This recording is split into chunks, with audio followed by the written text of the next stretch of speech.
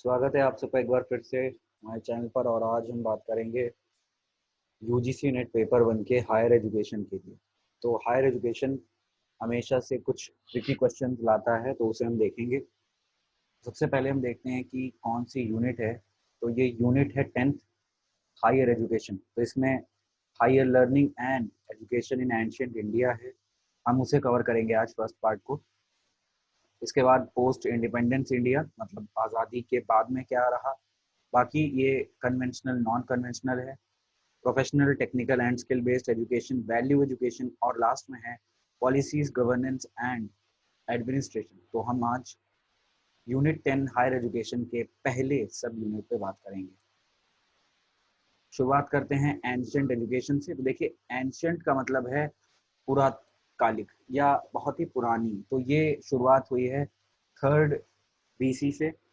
BC मतलब before Christ, और AD BC दो में डाइवर्सिफिकेशन है, दो में बांटा है इन्होंने इसको। तो AD आप आफ्टर डेथ ऑफ क्राइस्ट कहते हैं, जिसे वो AD है, और BC हमारा क्या है, BC हमारा बिफोर क्राइस्ट है। तो बिफोर क्राइस्ट में ये बात कर रहे हैं 3rd सेंचुरी की।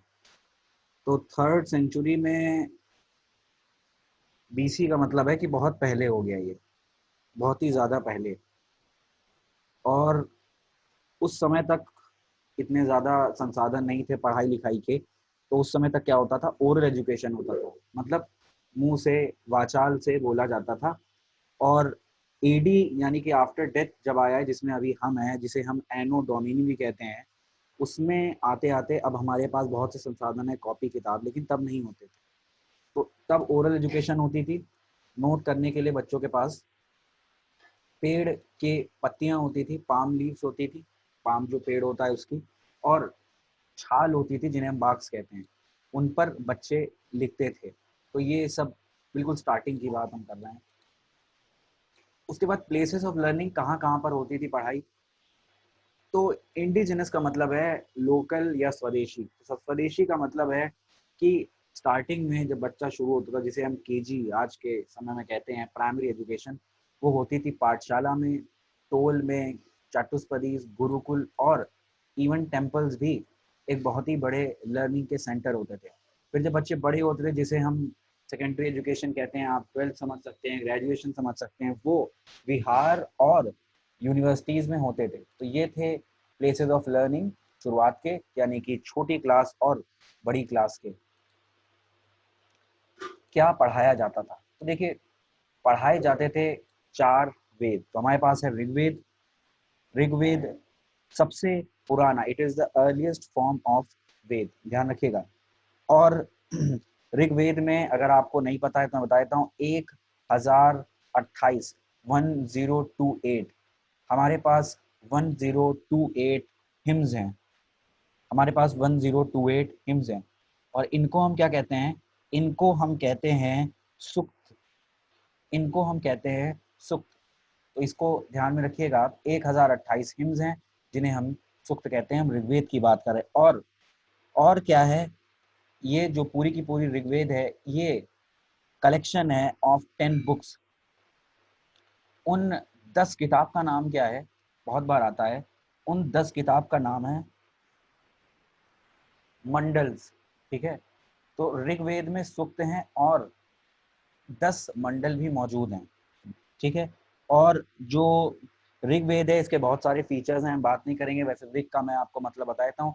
ऋग का मतलब होता है टू प्रेज एजुकेशन, शिक्षा को गौरवान्वित महसूस करवाना। तो ये ऋग्वेद की बात थी। हम ज़्यादा डीप में नहीं जाएंगे फिर से। अब हम आते हैं यजुर्वेद पर। तो यजुर्वेद का काम था, इसे कहते थे बुक ऑफ प्रेयर्स। इसे कहते थे बुक ऑफ प्रेयर्स, ध्यान रखिएगा। तो जितनी भी आप कह सकते हैं आरती या ऐसी कुछ पूजा याचन वाले जितने भी श्लोक या दोहे होते थे, वो सब इसमें आ जाते थे। जबकि सामवेद में सिंगिंग से रिलेटेड सारी चीजें होती थी। अथर्ववेद में this is known as the book of magic and charm, ध्यान रखिएगा, this is known as the book of book of magic and charm, जादू टोने से संबंधित जितनी भी चीज होती थी वो सब की सब आपके अथर्ववेद में आ जाती थी। तो ये कुछ चीजें थी। 6 वेदांत भी पढ़ाए जाते थे, आगे इन पे हम बात करेंगे, जस्ट इसके आगे हम बात करने जा रहे हैं। और 6 दर्शन भी थे, न्याय, वैश्य शिक्षा, समख्य योग, मीमांसा एंड वेदांत।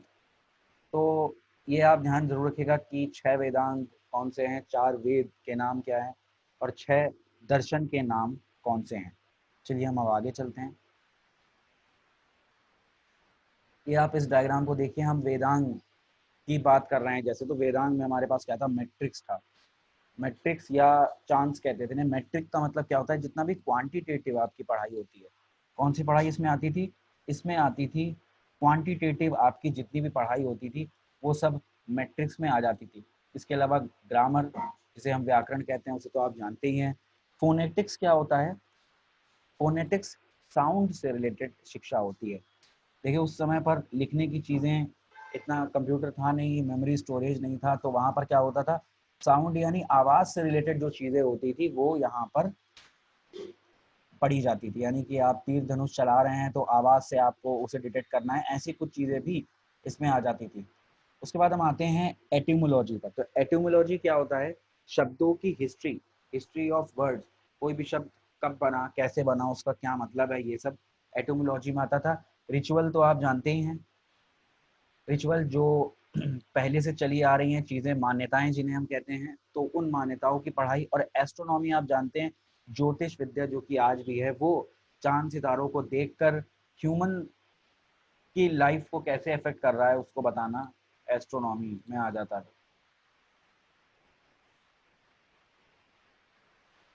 अब देखिए इन सब जो पढ़ाई वहां पे कराई जाती थी, उन सब के सोर्स क्या होते थे, तो वेद होते थे। अभी वेद आपने 4 पढ़े हैं, ठीक है, ऋग्वेद, सामवेद, यजुर्वेद और अथर्ववेद, उन पे हम बात कर चुके हैं। अब हम बात करेंगे उपनिषद पर। तो देखिए उपनिषद जो हैं ये लेटर वैदिक संस्कृत टेक्स्ट हैं। ध्यान रखिएगा ये क्या है, ये लेटर वैदिक टेक्स्ट हैं, ठीक है। तो ये बहुत ही पुराने टेक्स्ट हैं, आप कह सकते हैं सबसे पुराने टेक्स्टों में से एक हैं। और ये हिंदुइज्म और संस्कृत टेक्स्ट हैं, तो हिंदुइज्म को मानने वाले सारे ही टेक्स्ट हम ये पढ़ रहे हैं। और ये सब संस्कृत में ही ओरिजिनली लिखे गए थे, और जो ब्राह्मण होते थे उनके कॉन्सेप्ट को इसमें बताया गया है। तो लगभग लगभग 108 120 कुछ उपनिषद हैं जिनको यहाँ पे हैं पूरे टोटल, लेकिन हमें इन्हें नहीं पढ़ना है पूरा का पूरा।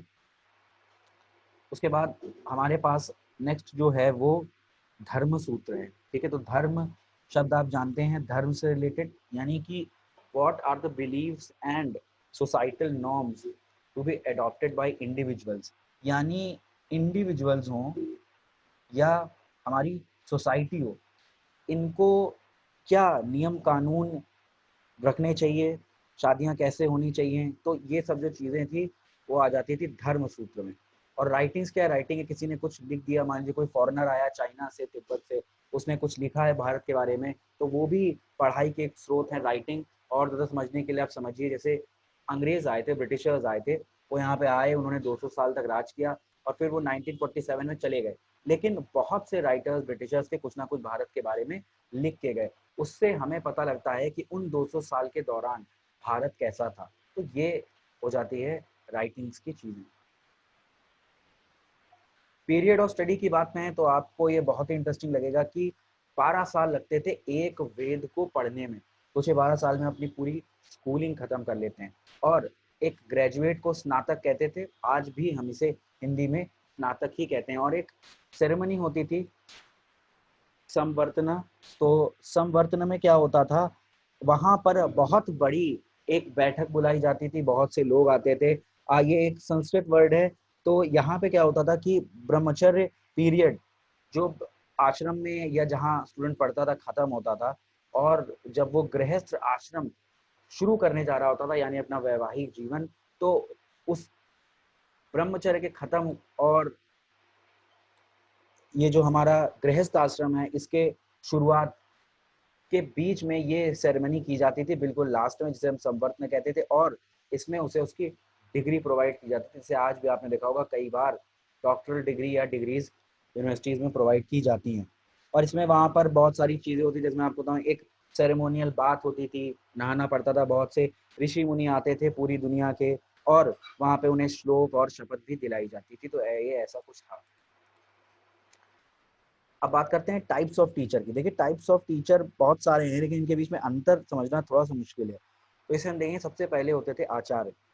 तो आचार्य क्या करते थे, he used to teach without charging fee. ये पैसा नहीं लेते थे, ध्यान रखिएगा, ये कभी भी पैसा नहीं लेते थे। ये घूमते रहते थे और लोगों को पढ़ाते रहते थे, लेकिन पैसा नहीं लेते थे। उसके बाद Upadhyaya, one who adopted teaching as a profession to earn as livelihood. ये एक छोटा सा पार्ट होता था वेद का या वेदांग का, उसी को पढ़ाते हैं। ध्यान रखिएगा, ये पूरा का पूरा उपाध्याय नहीं पढ़ाते थे। आज भी उपाध्याय सरनेम चलता है, आप कह सकते हैं ये उनके वंशज हैं। और उपाध्याय लोग पैसे के लिए ही पढ़ाते थे। तो आप इनको प्लीज जज मत करिएगा, लेकिन हाँ, जो जैसा है मैं आपको वैसा ही बता रहा हूँ। उसके बाद चरक की बात करें तो देखिए, Charaka were known as wandering scholars. ये घुमंतु होते थे, घूमते रहते थे, कभी बिहार गए, कभी छत्तीसगढ़ गए, वहाँ जो भी मिलता था ये उसे पढ़ाते जाते थे। तो हुएन सांग, मैं आपको बताऊंगा, एक आदमी था हुएन सांग, ठीक है, टी यहाँ पे साइलेंट है इनका। तो ये जो आदमी था हुएन सांग, बहुत ही फेमस आदमी है, हिस्ट्री में आपको इसके बारे में मिलेगा। तो ये कुछ वॉन्डरिंग टीचर्स में से एक था। ये बुद्धिज्म पढ़ाते थे ये, ठीक है। उसके बाद अगर हम बात करें गुरु की, तो गुरु क्या था, ये वो होते थे जो गृहस्थ लाइफ में होते थे।